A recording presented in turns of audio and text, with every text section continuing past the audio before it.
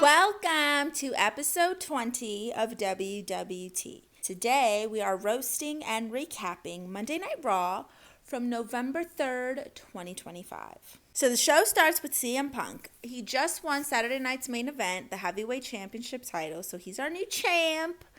And he got a lot of shit to say, okay? He getting some things off his chest, honey. You deserve it. You deserve it. So here comes CM Punk looking like the cool uncle who gives you weed and asks where the bitch is at. CM Punk looks like what my stepdad thinks he looks like after buying a leather jacket. So he's our new champ, so everybody's losing their frickin' minds. He just won the heavyweight title and is already acting like he invented wrestling. He thanks AJ Lee and we're like, oh yeah, he is married. We literally haven't seen her since WrestlePalooza. Then he does the Seth Rollins belt swing. Petty. By the way, I dressed as Seth Rollins for Halloween. I am a revolutionary, a visionary. I am Seth freaking Rollins. Haha, bunch of morons. So he does the Seth Rollins belt thing, and then he starts listing everyone that he will fight. Like he's reading a roster at a probation check-in. JD, Sheamus, Cena, line up. Here comes Logan Paul, aka the human embodiment of Mountain Dew. He's saying that he knows he deserves a title shot. Then here come the Bronze and Paul Heyman. Paul Heyman comes in and he's like, I don't just see a king with a crown. I see a bitch without an owner. And then he tells Logan, get to steppin'. Get to steppin'. Paul Heyman watches Martin, y'all. And so a lot of talking eventually leads to a brawl. Our next match is Stephanie Vaquer and Nikki Bella versus the Judgment Day Girls. Here comes Stephanie Vaquer looking like Wednesday Addams started go-go dancing. Nikki Bella looks good, honey. Her makeup is slayed to the gods tonight, okay? She looks good. The Judgment Day Girls come in like they went shopping in Damian Priest's closet. And so the match starts and Nikki Bella is kicking everyone's ass. People underestimate her because of her age. Well, guess what? J-Lo's 55 too, bitch. Nikki Bella's fighting like she's trying to prove that she can still dance at the club with her knees. Somehow we get to Raquel Rodriguez completely dominating. Like she is destroying. Until La Primera comes in and kicks her like Chun-Li. Then we get Nikki Bella and Stephanie flying onto the Judgment Day Girls. They do this like hip bump. And you just know that was Nikki. That was all Nikki Bella's idea. Since we're both Mexican and bootyful, I am from Chile. Oh my gosh, I love Chili's. They have the best margaritas. Stephanie hits Raquel with the dragon corkscrew, then a flying crossbody. And then she does this weird shotgun thing. Probably Nikki's idea too. Basically, Raquel got folded like a Target receipt. Roxanne Perez is tagged in. Stephanie hits Roxanne with the devil's kiss. Oh yeah, shucky ducky quack quack. Nikki Bella is about to pin Roxanne and Raquel Rodriguez interrupts. Not today, Botox. Then she hits Stephanie with like a face slam into the side of the ring apron. And Roxanne Perez hits Nikki with pop rocks. Judgment Day Girls take the win. I gotta say, I wasn't expecting that. I was genuinely shocked. Our next match is Penta versus El Grande Americano. Here comes Penta looking like he's tiptoeing in his Jordans. He looks like Rey Mysterio's evil twin who sells bootleg merchandise in the parking lot. Here come the Grande Americanos looking like a candy section in a taqueria. They look like a bag of Skittles gentrified a mariachi band. Oh, I got some tea to spill, y'all. So apparently Ludwig Kaiser and Tiffany broke up. And he's already dating the WWE Spanish host, Andrea Bezarte. Messy. And I saw a blog about him sliding into Charlotte Flair's DMs. Anyway, Grande Americano is kicking Penta's ass right now. He even hits Penta's Cero Miedo. Penta starts picking it up and starts beating Americano's ass. Double chops, slap fights. A lot is going on. They scrapping like cousins at a quinceañera.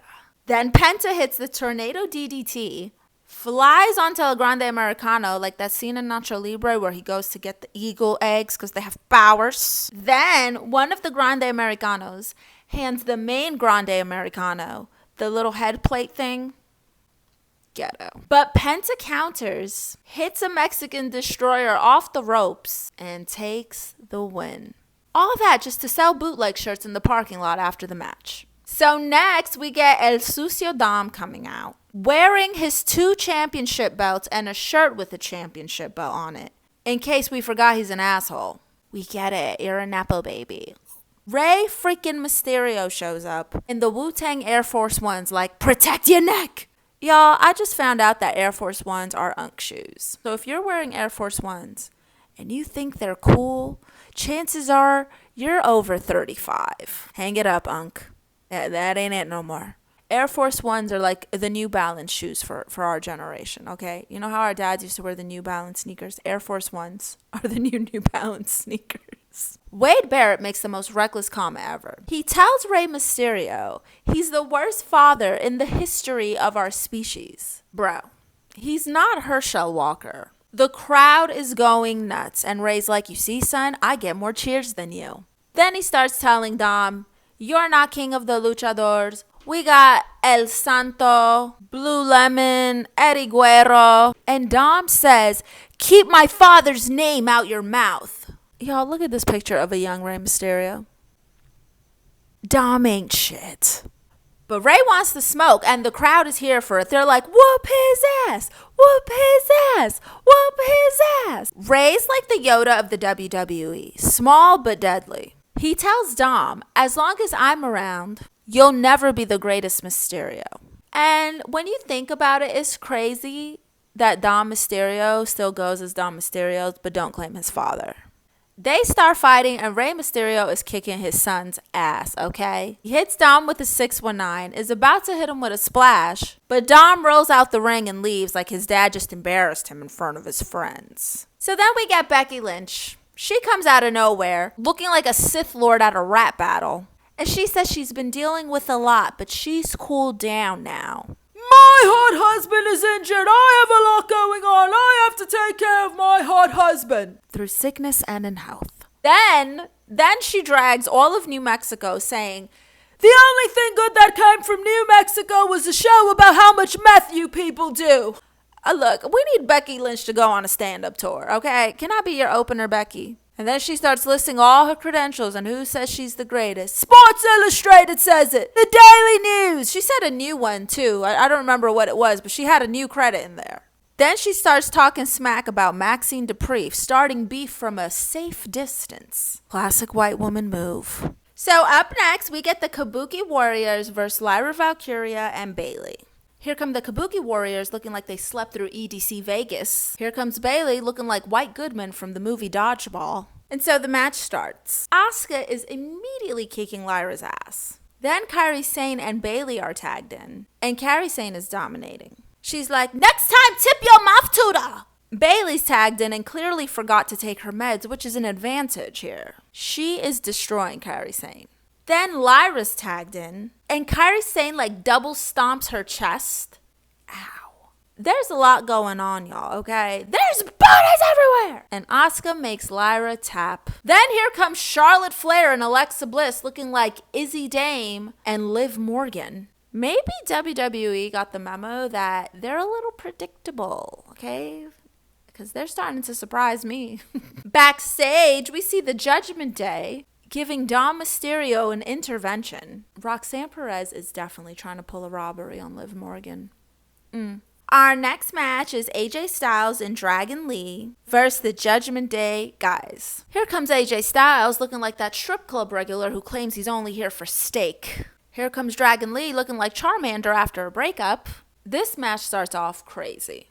Everybody's fighting. JD is dominating Dragon Lee. Then Finn Balor's tagged in and starts beating Dragon Lee like he cheated on his sister. Dragon Lee hits Finn with a Dragon Bomb. And then AJ Styles is tagged in and starts beating everybody's ass like he just mutated for the first time. Ringside, we see Sucio Dom while Dragon Lee is getting bounced around the ring like a tennis ball. So then we get to AJ and JD fighting, and Dom's trying to distract the referee. But the plan completely backfires. Sheamus shows up out of nowhere, like he heard bar fight, and appeared. There's bodies everywhere! Eventually, AJ hits with a Styles Clash and takes the win. Backstage, we see Nikki Bella apologizing to Stephanie. Stephanie's like, "You are Nikki Bella. You paved the way for women like me. Don't worry, Bella. I'm going to kick ass. Yo soy la primera." Oh my God, y'all. Then we get a second sad-ass promo for WrestleMania Vegas. I don't know if y'all seen the first one. I imagine you have. This one is just like Roman Reigns. It's his promo, I guess. And I'm just not impressed. Like, oh, we're playing cards. Then, also backstage, we see Paul Heyman trying to brainwash Jey Uso. We all know Jey's easily influenced. Oh, we'll see. Paul is saying too many words, and Jey looks like he's trying to translate everything into Us. It's main event time. Jey Uso and CM Punk versus the Bronze. Here comes Jey Uso looking like that barber who just does the most. CM Punk comes out in his classic Donald Duck look, looking like me at a sleepover. He had like this. This is what CM Punk looked like. Here come the Bronze looking like gothic Phil and Lil from the Rugrats. So the match starts and we get Jey Uso versus Bronson Reed.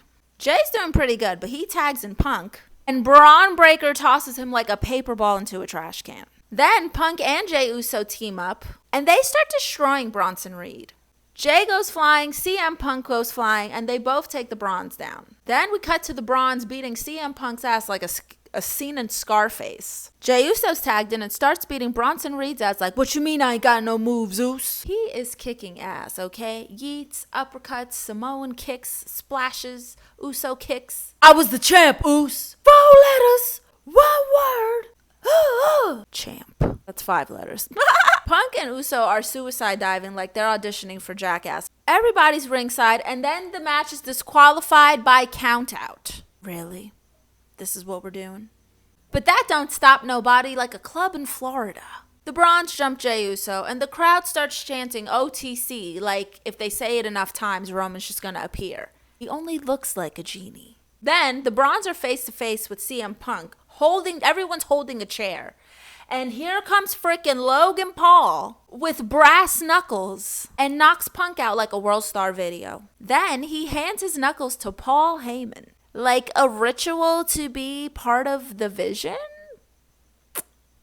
And Raw ends like a government shutdown. Sudden, pointless, and leaves everyone broke and angry. What did we learn? Money can't buy respect, but it can buy brass knuckles. Paul Heyman is like the Kris Jenner of men with daddy issues. Becky Lynch turned a promo into an anti-New Mexico PSA. And Sheamus just teleports whenever somebody else fight. Thank you guys for watching WWT. If you like wrestling as much as I do, make sure you subscribe, turn on the notifications, hit that bell, like it, leave a comment, love it, share it with your friends. Go check out the WWT playlist for episodes you may have missed, and click that link in my bio for all my socials and merch. Bye!